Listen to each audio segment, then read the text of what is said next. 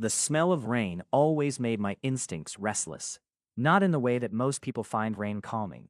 That soft, earthy petrichor that supposedly soothes frayed nerves and quiets busy minds. For me, rain carried a deeper pull, something woven into the biology I had spent the better part of my adult life learning to manage with suppressants and discipline and a carefully constructed schedule that left almost no room for chaos. My name is Michael Powell. I am 26 years old, a secondary designation Omega, a junior architect at a firm that designed everything from pedestrian footbridges to community libraries. And I was, on that particular damp Thursday evening, standing in the break room of said firm, holding a mug of chamomile tea and staring at the rain crawling down the window like it had somewhere important to be. You look like you're solving a particularly depressing equation. The voice behind me was low and unhurried, carrying that specific texture of someone who had learned long ago that the room would quiet for them eventually, so there was never any need to rush or raise volume. I turned. Robert Morgan stood in the doorway of the break room, with his jacket slung over one shoulder and his tie loosened to a degree that would have been unprofessional on anyone else, but somehow read as deliberate on him. He was our firm's senior project lead, Alpha, 31 years old, the kind of competent that made other competent people feel slightly insufficient. He was also objectively the sort of person you did not want to find yourself staring at in empty break rooms at 7:30 in the evening, because the thoughts that followed were rarely professional. Long day, I said simply, turning back to the window. There was the soft sound of the refrigerator opening behind me, the clink of a water bottle, and then the quiet that follows when someone decides not to leave. You submitted the Aldermore Community Center plans this afternoon. I did. They were good, Michael. Better than good. I wrapped both hands around my mug and said nothing, because compliments from Robert Morgan had a strange way of disorienting me. He was not generous with them. When he said something was good, it meant something precise and considered, not the offhand encouragement that managers distributed like breath mints. Thank you, I said. Another pause. The rain intensified briefly, drumming against the glass. Can I ask you something? I turned again, because something in his tone had shifted. The unhurried quality was still there, but beneath it was something more careful, deliberate in a different way, like a person choosing their footing on uncertain ground. Sure, I said. Robert Morgan looked at me steadily, and for a moment I had the unsettling sensation that he was calculating something.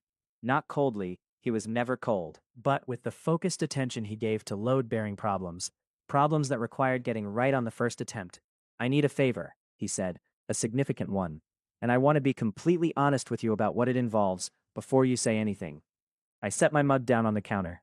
My parents are arriving in the city next month, he continued. They have been persistently attempting to arrange a bonding match for me. There is someone they have in mind, someone I have no interest in, and more importantly, someone I have already declined twice, which has not communicated what I had hoped it would communicate. I waited.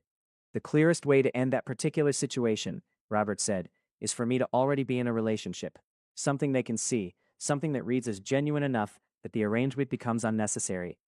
The rain kept crawling down the window behind me. You want me to pretend to be your partner, I said. Yes. 3 months, until their visit concludes and they return home. I would make it worth your time.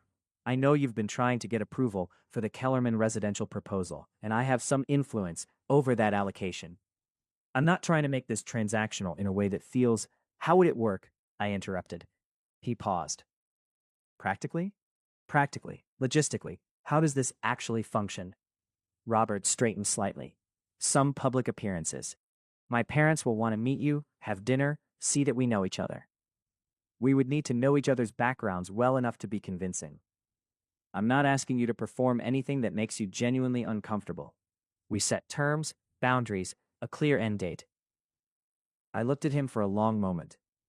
Here is the thing I have never told anyone about Robert Morgan, the thing I had been quietly managing like a low-grade temperature for approximately 14 months.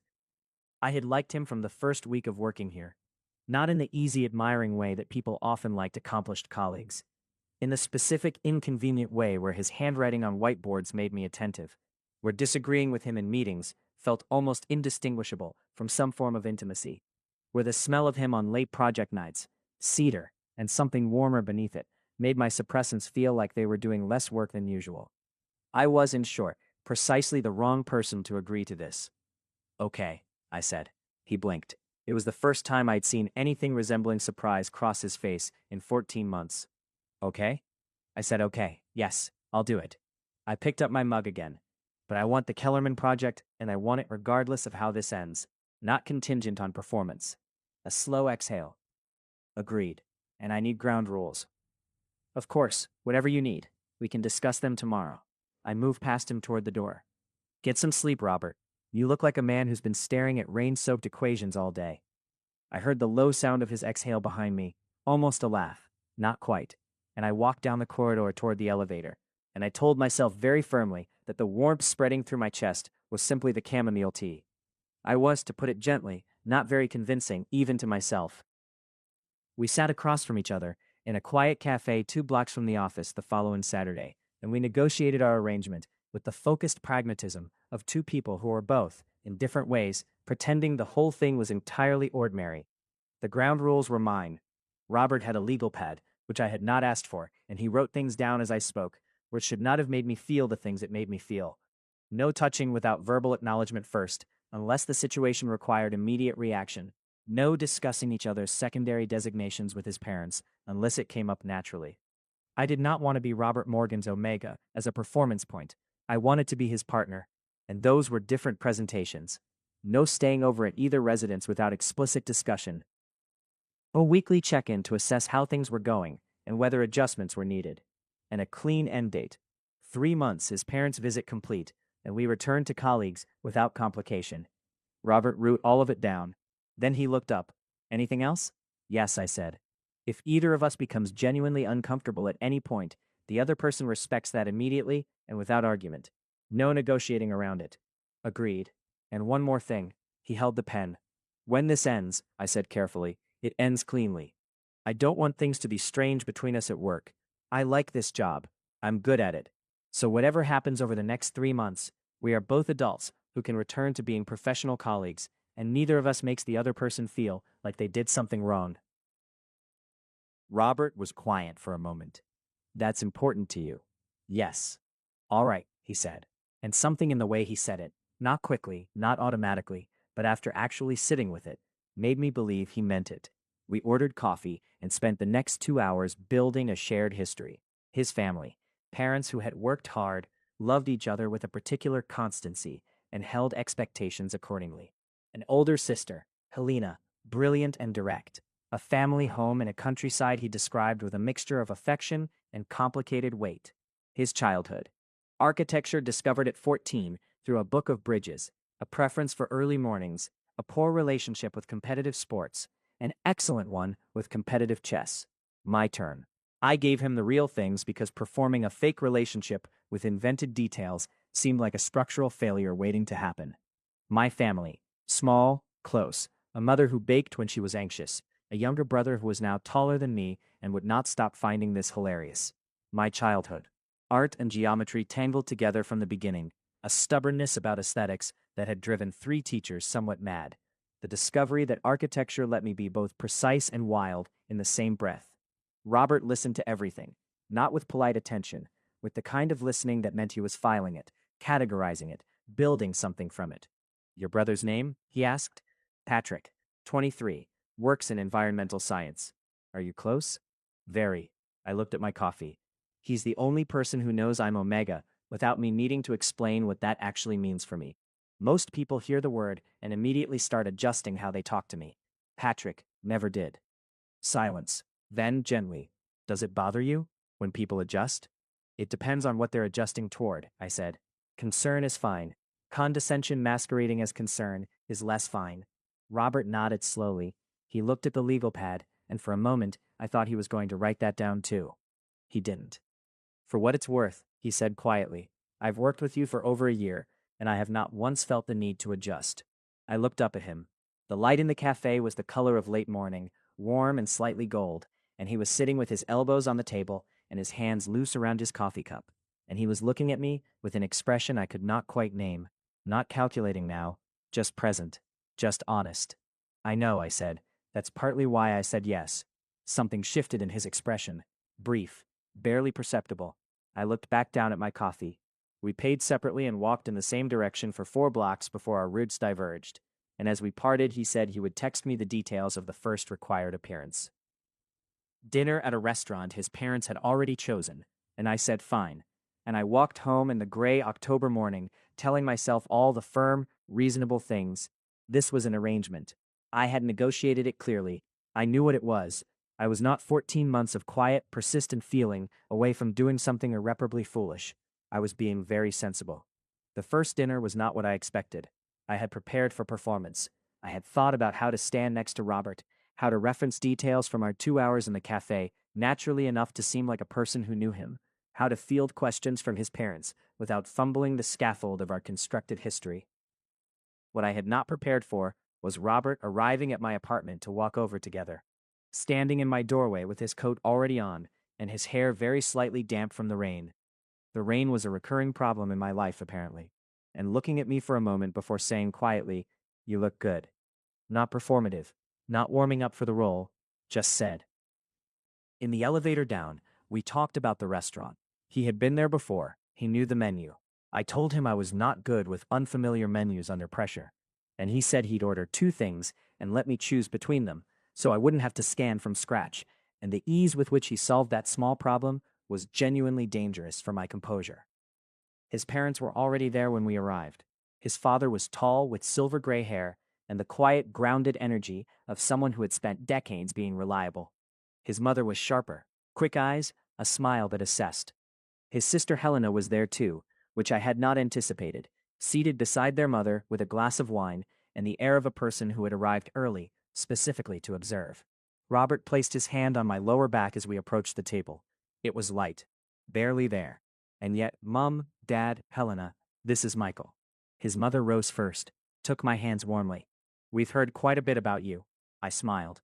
I hope some of it was true. She laughed. Robert's father shook my hand with a straightforwardness that I appreciated. Helena studied me with open curiosity that was either refreshing or slightly alarming. He didn't tell us you were an architect too, his father said as we settled. We worked together, I said. That's how we met. Bold choice, Helena said. Mixing work and Helena, Robert said with the mild tone of someone who had been managing his sister for 31 years. She raised her wine glass. What followed was 2.5 hours that I experienced in a strange, doubled way. Part of me performing the role of Robert Morgan's partner, tracking details and responding naturally, and checking our constructed history when needed. And part of me watching the actual Robert Morgan interact with his family, which was entirely different from any version of him I had access to at work. He was warmer, not unguarded. Robert was constitutionally incapable of being unguarded, I suspected, but the deliberateness softened. His mother made him laugh twice with genuine ease. His father asked him about a project, and Robert talked about bridge loadings with an enthusiasm that he kept professionally contained at the office, but here just existed, freely, without the containment. And he included me. Not conspicuously, not to perform, just a natural turning toward me that said in body language rather than words that I was someone whose presence he found relevant. It was, as fake relationship evenings went, profoundly unhelpful. When his father asked how long we'd been together, Robert said 8 months without hesitation, which was something we'd agreed on in the cafe, and his mother looked pleased and said she thought she'd noticed something different about Robert for a while now, and I watched Robert absorb that with a quiet expression and said nothing. After dinner, walking back through the night air with the streetlights reflecting off wet pavement, we were both quiet for a block. That went well, he said finally. Your family is lovely. Helena will grill you harder next time. I know. I'll be ready. Another silence. Then, my mother liked you. I glanced at him. How can you tell? She asked you 3 separate questions about your brother. She only does that with people she wants to understand, not just assess. I processed this. She asked about Patrick because she wanted to know who you are to people you love, Robert continued. Not just who you are in the room. The pavement was still wet, and the night air had the sharp, clean smell of recent rain, and we were walking at the same pace, close enough that our arms brushed once on a narrow section of pavement, and the brush was brief, and neither of us moved away from it. Your dad, I said after a moment, the way he looked at you when you talked about the bridge project, that's pride. That's a parent who is genuinely proud. It's nice, I said simply. You don't always know, I think, how much you're seen. He stopped walking. I stopped too, turning back. He was standing under a streetlight with the most undefended expression I had seen on him yet. Not quite open, not raw, but genuinely caught off guard, as though I had identified something he had been carrying without fully naming it. Sorry, I said. That was, no, he said. Don't apologize. We looked at each other for a moment on the wet pavement under the streetlight, and somewhere in the middle distance, a car moved slowly through a puddle, and the world was very quiet. Thank you, he said. We walked the rest of the way home.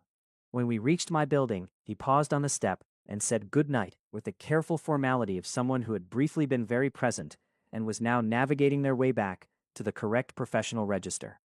And I said good night too, and I went upstairs and stood in my kitchen and held very still for a while. This was an arrangement. I knew what it was. I was not convincing anyone at this point. October moved through its days.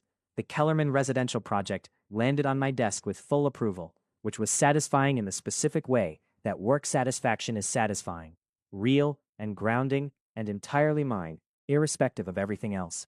I worked on it with focus. I worked on a lot of things with focus that month, because focus was the appropriate prescription for the particular condition I was experiencing, the condition being Robert Morgan.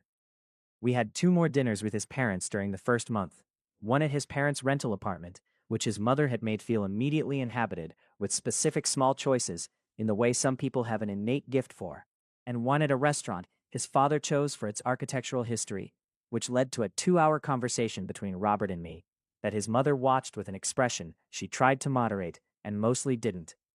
Between these appearances, something happened that had not been in the original terms. We started talking, not about the arrangement, not about work entirely. At a certain point in mid-October, I sent him a photograph of a building detail I had spotted on my walk to the office, an original cast-iron bracket on a 19th century shopfront that had been preserved when everything around it was replaced, and he replied within 4 minutes with a photograph from 2 years ago of a similar detail in a different city, and from there the text simply did not stop. Architecture at first, then books, because it turned out we had 3 in common and had arrived at entirely different interpretations of one of them, which became a text conversation that lasted 4 evenings. His sister's sharp observations about the second dinner delivered to him afterward, which he relayed with dry precision and which made me laugh at my kitchen table at 11 o'clock at night. The Kellerman project, which he asked about with genuine interest, and whose problems I found I could think through more clearly when I explained them to someone who understood the technical vocabulary without needing a translation. It was not what I had agreed to. It was also not nothing. The first time he used my name in a text, not just as a message opener, but mid-sentence, naturally, the way you use someone's name when you have simply forgotten to edit it out. I read it 3 times. I was thinking about what you said, Michael, about the load distribution in the Kellerman East Wing. I think you're right, and here's why. 3 times. I was, to be clear, completely undone by a text message about load distribution. I told Patrick about none of this, which in retrospect was the first serious tactical error. The second month brought Robert's parents' visit into its middle stretch, and with it a change in register that I had not anticipated.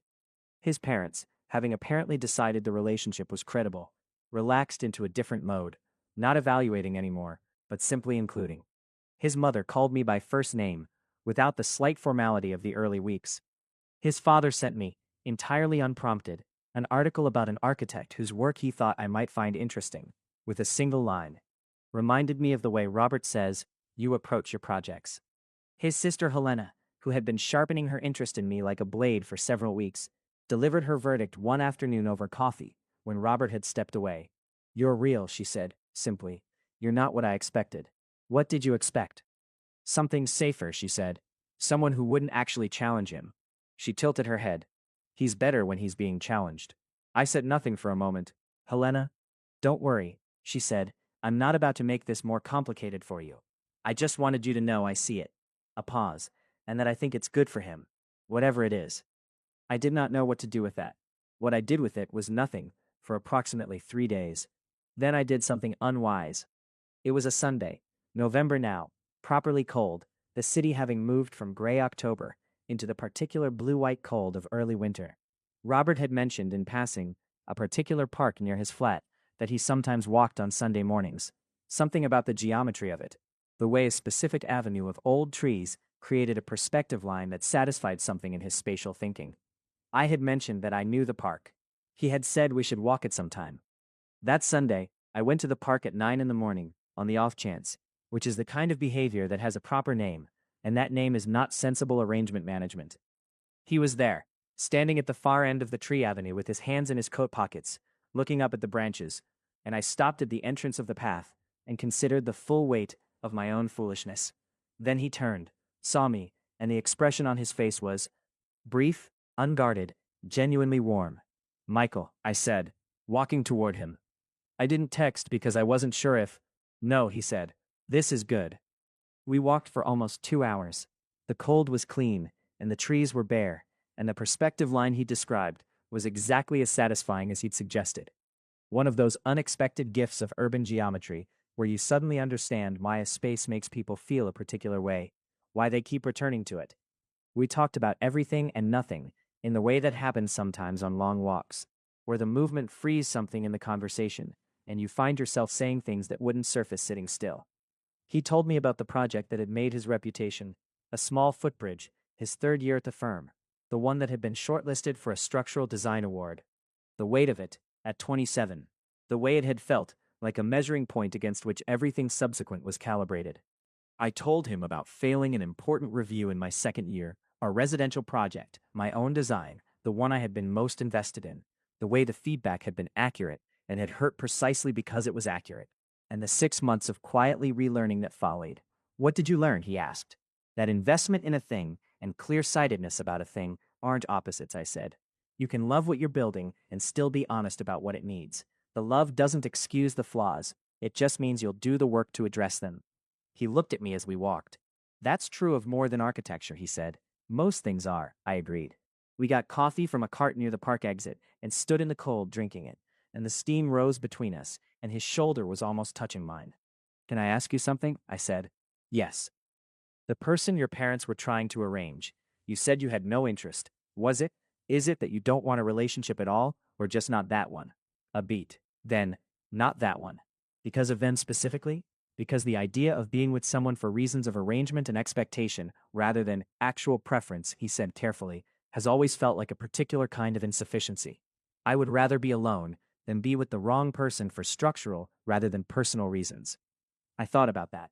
"Your parents don't know you feel that way?" "My parents know I prefer to make my own choices. They know it in the abstract. They believe I'll eventually make the right choice if appropriately pointed." "But you pushed back twice and found someone to pretend otherwise as a third solution," he said. There was something dry in it, but underneath was something that was not quite dry. "Do you regret it?" I asked. He turned to look at me. The cold had put color into his face, and his eyes were very direct in the winter morning light. "No," he said. "Not even slightly." I looked back at my coffee cup. Not even slightly. The warmth in my chest had nothing to do with the coffee, and everything to do with the fact that I was an omega who had agreed to a fake relationship with an alpha he had been quietly devoted to for over a year, standing in a park in November, being told the arrangement was not regretted, and absolutely none of my reasonable, grounding, firm thoughts were currently accessible. I was in significant trouble. My suppressants had always been reliable. I had been on a stable prescription for 4 years, a decision I had made carefully, with proper medical guidance, for reasons that were mine and not anyone else's business to question. They did not erase what I was. They simply gave me more reliable autonomy over it. They made the biology something I could manage, rather than something that managed me. In November, they became less reliable. Not in the way of the old stories, the sudden overwhelming narrative that Omega biology liked to advertise itself as, subtly. A heightened awareness of certain things, of rain, of cold mornings, of the specific quality of Robert's presence in a room. A warmth that had nothing to do with ambient temperature and everything to do with proximity. I told myself it was stress. The Kellerman project was entering its most demanding phase. I was sleeping less than was ideal. The arrangement with Robert was requiring a sustained kind of attention that was its own form of work. All reasonable explanations. I did not tell myself the other explanation, because the other explanation had consequences I was not ready to examine. We had developed, by this point, a particular rhythm. Sunday walks, sometimes. Text conversations that had no architecture in them at all. Music. A film he'd seen that he recommended with the careful specificity of someone who respected that recommendation was a form of trust. Something funny Patrick had said that I found myself wanting to share. Work proximity that had taken on a different quality. We were still professional, entirely, but there was something in the calibration of it that had shifted. A comfort, a familiarity that was real, entirely and verifiably real, because we had built it from actual materials over actual time. The arrangement had, I was slowly accepting, stopped being an arrangement in any meaningful internal sense somewhere around mid-November. The question was, what, if anything, to do about that? I was considering this very carefully one afternoon at my desk when my phone buzzed. Robert, can we talk tonight? Not about the project. Something else. I stared at the message. Me, yes. Your place or mine. Robert, yours if that's all right. He arrived at 7, with takeout from a place we had been to together twice, which meant he had paid attention to what I'd ordered both times, and he set the containers on my kitchen counter, and looked at me with the particular directness he used when he had decided something. I need to tell you something, he said. I nodded. My parents are leaving in 3 weeks. I know, which means the arrangement ends. Yes. He was very still. I don't want it to. The kitchen was quiet. The takeout sat between us on the counter, warm and fragrant and entirely ignored. Say more, I said. I want to be precise about this, he said, in the tone of someone who is being precise, because imprecision in this particular moment would be catastrophic. I am not asking you to extend the arrangement. I'm not asking you to perform anything, or to factor in professional considerations. I'm telling you that these 3 months have been something I did not expect, and that what I feel now is not what I understood myself to be agreeing to, and that I would like the chance to find out if this could be something real, between us, on terms that are only about us, nothing else. I looked at him for a long moment. Robert, yes, I have liked you since my 5th week at this firm. A pause. Something moved across his face, relief perhaps, or the thing that lives just underneath relief, which is more complicated and more complete. 5th week, he said. You disagreed with a senior engineer about a drainage solution on the Hartwell project. You were right and you knew you were right, and you didn't shout about it. You just kept being right, quietly and persistently, until the argument collapsed. I found you, I stopped. Profoundly inconvenient. A slow exhale, almost a laugh. I have not made this easier, he said. You have not, I agreed. No. The texts, the park, your family, who are excellent and who I like genuinely, and not for any performance reason. The way you actually listen, all of it has been very, very inconvenient. He was watching me with the full focused attention I had learned to recognize as his version of being completely present. Is inconvenient bad? He asked. It is when I was trying very hard to be sensible. Were you? Aggressively. He moved, not quickly, not dramatically, just moved, closing the distance between us in the unhurried way that was his characteristic mode, until he was close enough that I was fully aware of the warmth of him, and he said very quietly, Can I stop being sensible for a moment? Yes, I said. He kissed me, soft, first, the kind of kiss that's really a question, that waits for the answer before it becomes anything more. My answer was immediate and clear. I kissed him back, my hand finding the lapel of his jacket, and the question resolved into something else entirely. When we separated, fractionally, his forehead was almost against mine. Tell me what you want, he said, specifically. You, I said, specifically, not the arrangement, you. Something in his expression, that careful deliberateness, softened completely. That's what I want too, he said. We stood in my kitchen for a while, very close, with cold takeout on the counter, and the city doing its ordinary evening things outside the window, and the logic of the preceding 3 months arranged itself into something that finally made sense, not as a constructed history, but as an actual one. We ate the takeout eventually, late, at my kitchen table, and talked for another 3 hours about nothing and everything. The way you talk when something you have been holding carefully has been set down, and you can finally move without the weight of it. He told me about the person he had been before the firm, before the professional armor. Quieter, less certain, a young man who had built confidence through competence, because charm had always felt like a currency he did not entirely trust. I told him about the years on suppressants, the choice, the way it had clarified things for me, not erased my nature, but given me ownership of it, which was different and important. He listened to all of it, not adjusting, not translating, just listening. Helena knew, he said, eventually. What? She said something to you, the second dinner. I saw your face when I came back to the table. He looked at me. She told me afterward, actually.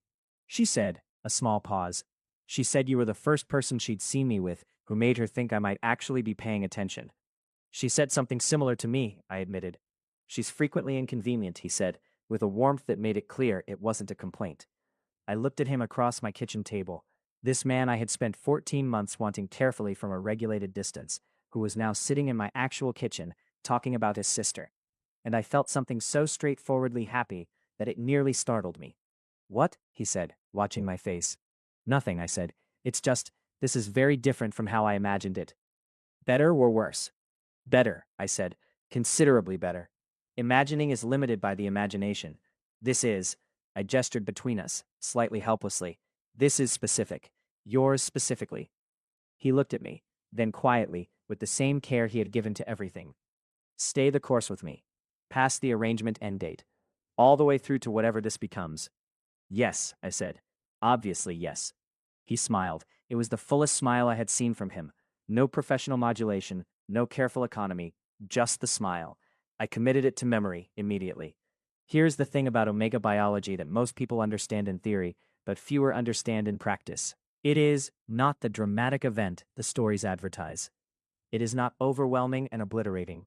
It is, in my experience, more like a very insistent argument your body makes, one with structural reasoning and considerable evidence for something your conscious mind is still in the process of formally acknowledging. My body, in early December, began making a very insistent argument. I noticed it first as a different quality of warmth, not the manageable warmth of the preceding months, but something deeper, less containable by the usual disciplines. A sensitivity to Robert's proximity that exceeded what my medication was currently calibrated to manage. A restlessness I recognized. I called my doctor. We adjusted the prescription. She asked careful questions, as she always did, and I answered them honestly, and at the end of the appointment she said, "There is also the possibility that the medication adjustment is less relevant than certain other factors. Your body's instincts are sometimes attempting to communicate things the rational mind hasn't caught up to yet." I sat in her waiting room afterward for a while. Then I went home and sat in my kitchen and was very honest with myself. I was in love with Robert Morgan, not the careful, managed, 14-month cultivated version, fully. The kind that involved wanting to build a life with someone in a specific and grounded way. Not the abstract wish, but the concrete orientation toward him, consistently, as the direction in which things made most sense. And my biology, which was not separate from me, which was a part of my complete self, had been making the same argument for weeks with increasing clarity. This was the bigger news. This was the news that the 3 months had been quietly building toward, cell by cell, choice by choice, step by step down rainy streets and cold parks and kitchen tables at midnight. I needed to tell him. The specific thing I needed to tell him was something that required care. Not because Robert was not trustworthy, he was. I had accumulated considerable evidence on this point. But because there is a particular kind of vulnerability in telling an alpha that your omega biology has decided, with the thoroughness that biology is capable of, that it has made its preferences entirely clear. I sat with it for 4 days, built the words, revised them, considered the ground rules we had negotiated at the beginning, and the fact that the ground rules had been superseded by something neither of us had written down. On a Thursday evening, not because Thursdays had particular significance, but because 4 days was the precise outer limit of my ability to continue not saying it, I asked Robert if he could come over. He arrived with wine and the easy assumption of someone who had been let in, not just to the flat, but to the general territory of my life, and he read something in my face immediately. "What's happened?" "Nothing bad," I said. "Sit down." We sat on my sofa, turned toward each other, and I held the wine glass for the tactile grounding of it. "I need to tell you something," I said, "and I need you to hear all of it before you respond, because I've thought carefully about how to say this and I don't want to lose the thread." "All right. My suppressants have been less effective this past month. Not failing, under control, I've spoken to my doctor, but less effective. And the reason for that is something I've been being honest with myself about." I looked at him steadily. "I am in love with you. Not in the arranged, constructed, fake relationship sense.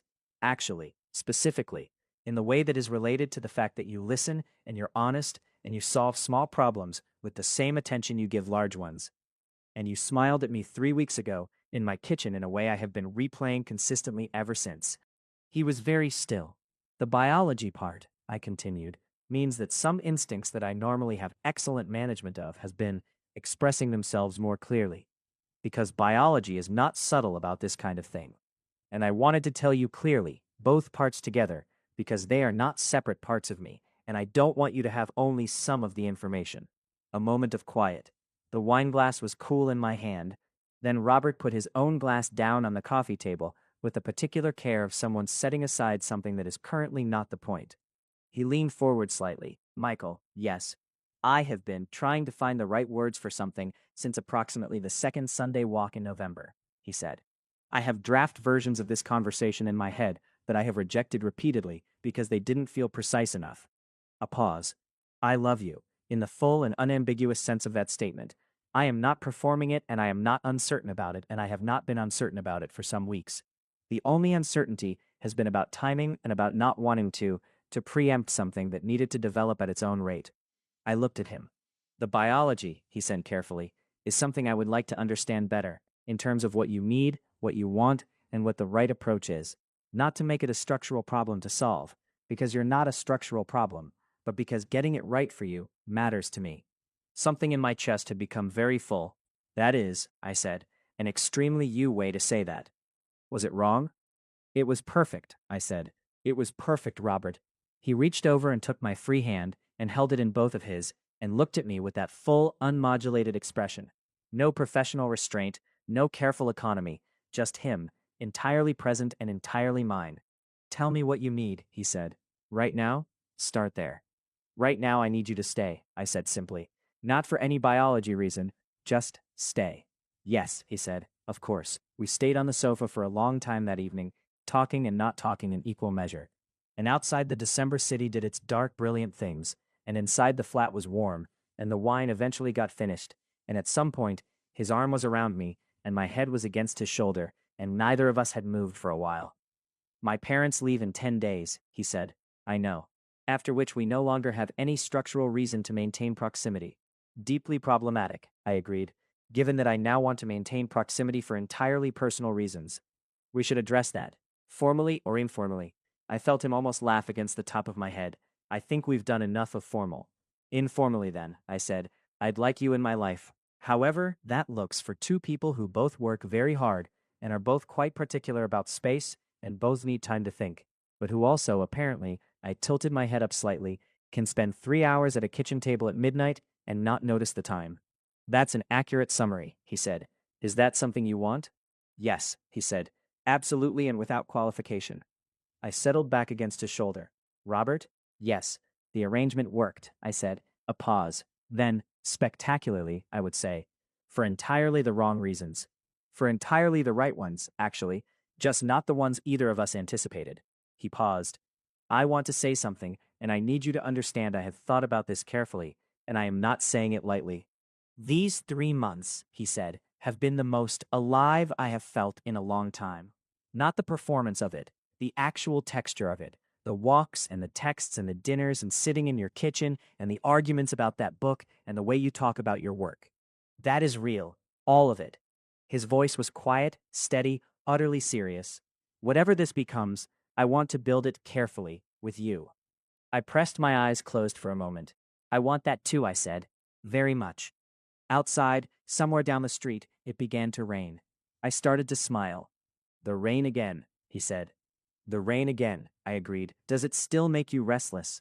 I thought about it, the warmth of him beside me, the clarity of this evening, of what had been said and what had been understood. The biological argument my body had been making for weeks, resolved now into something peaceful and certain. No, I said, not tonight. His parents left on a clear December morning, cold, no rain, one of those sharp winter days that makes a city look like it's been freshly drawn. Robert and I had gone with them to see them off, and his mother had hugged me for a long moment and said very quietly into my ear, "Take care of each other." I held that for a long time afterward. Helena had said on the last evening before their departure, "I was right, you know, about you being real." A pause, typically Helena. For what it's worth, I was never convinced by people who are too easy to read. You were interesting from the start. Is that a compliment? From me? Absolutely. Walking back from the farewell with Robert, hands loose at our sides, and then at a certain point on a quieter street, no longer quite loose, fingers finding each other without a conversation about it, I thought about the evening in the break room, with the rain on the window and the chamomile tea, and a man in the doorway making an unprecedented request. The thing about decisions made from incomplete information is that their consequences reveal themselves gradually.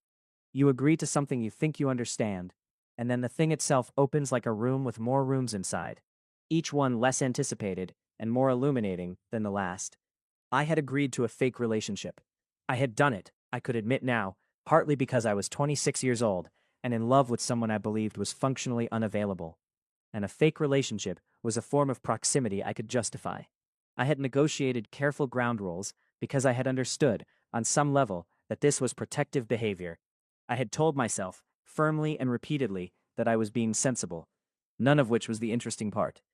The interesting part was what happened when the rooms revealed themselves. When the thing you agreed to for complex, layered, inadequately honest reasons turned out to contain something you hadn't known to want. Not the arrangement, but the person. The actual texture of another human being, built from walks and conversations and disagreements and chamomile tea and structural engineering and the specific quality of a smile in a kitchen at midnight. I had set a ground rule that the end should be clean, that we should return to colleagues without complication. I had said that because I had been protecting myself from the possibility of exactly what had happened. What had happened was better than anything my protection had been protecting me from. "What are you thinking?" Robert asked. We had stopped, I realized, at the same corner from the first night after the first dinner.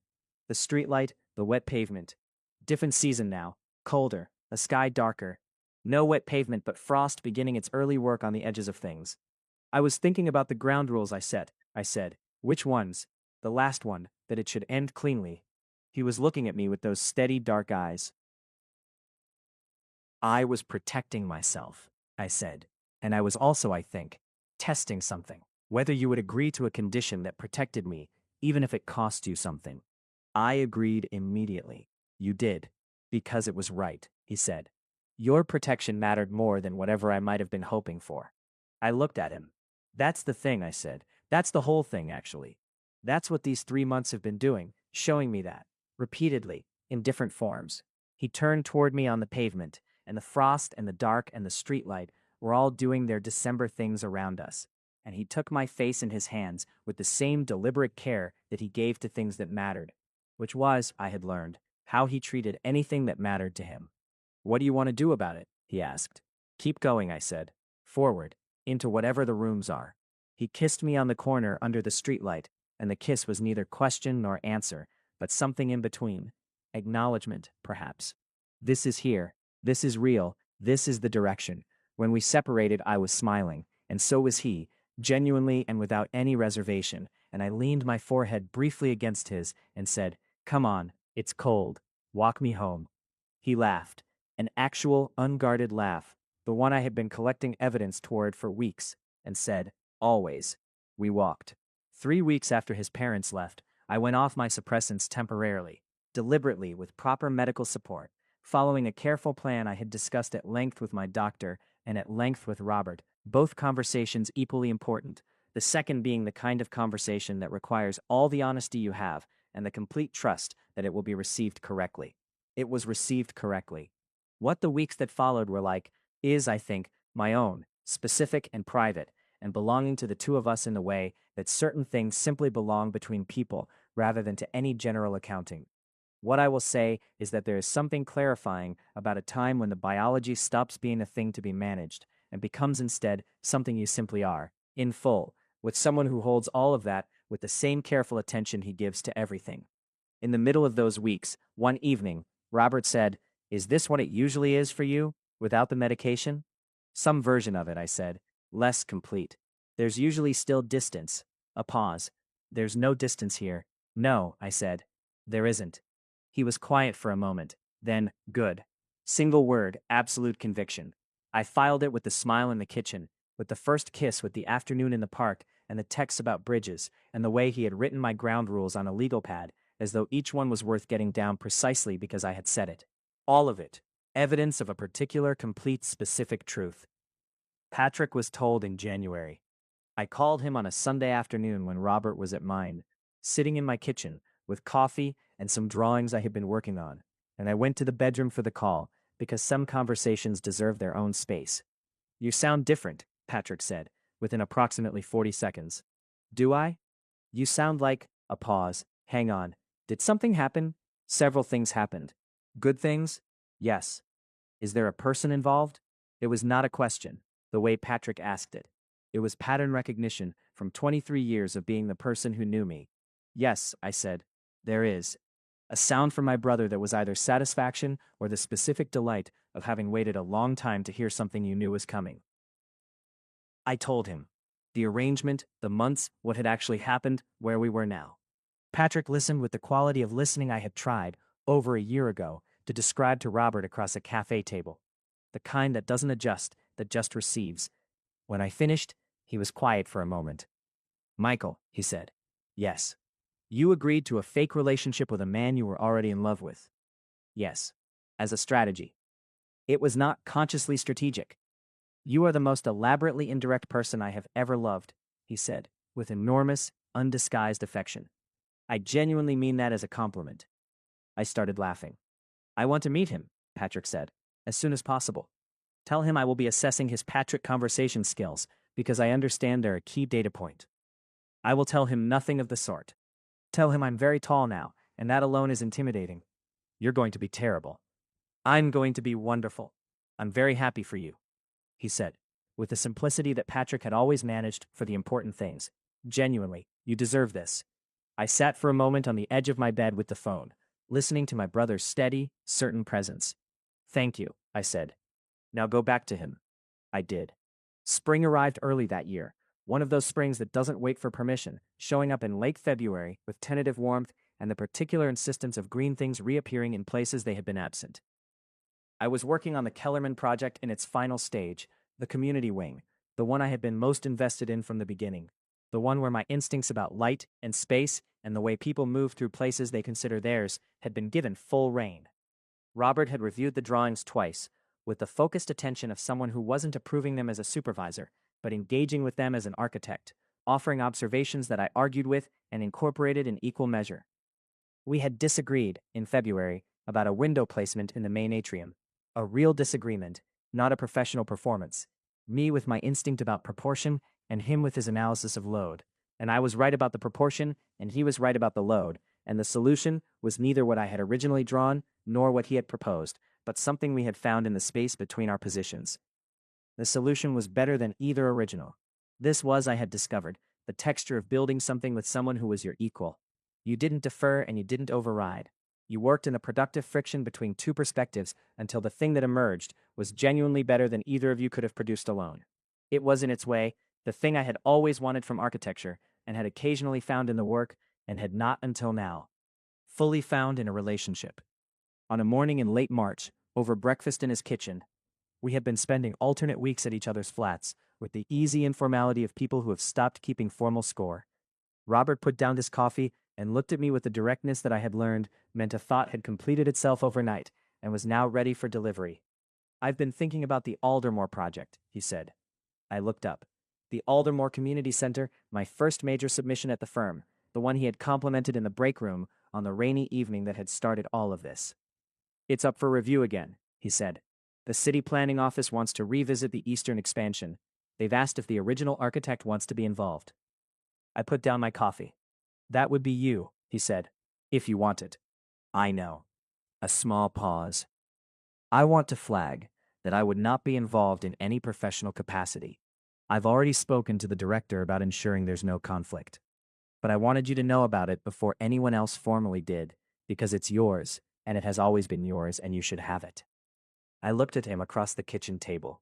The morning light was the particular yellow-white of early spring, and he had been awake for a while already. I could tell by the second coffee cup, and he had spent time this morning thinking about something of mine and making sure the path to it was clear for me. Thank you, I said. Don't thank me. Apply, win, put your name on something excellent. I smiled at him. I will, I said, and then I'll come home and tell you about it. He looked at me when I said that. Home, and didn't say anything, but the look was answer enough.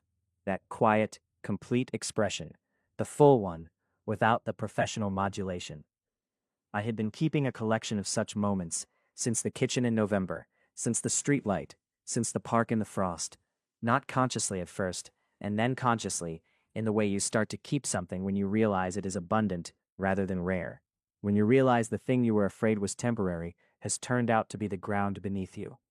Love, it turns out, is not primarily dramatic. It is primarily structural. It is the thing that holds other things up.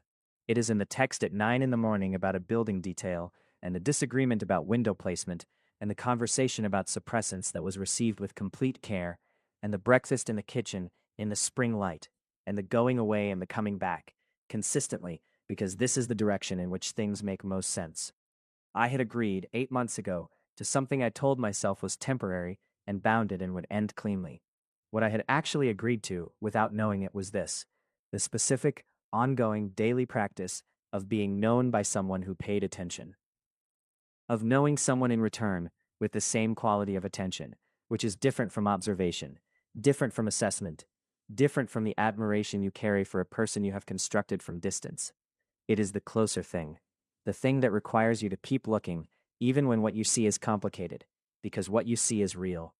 Robert Morgan had needed someone to make an arrangement convincing.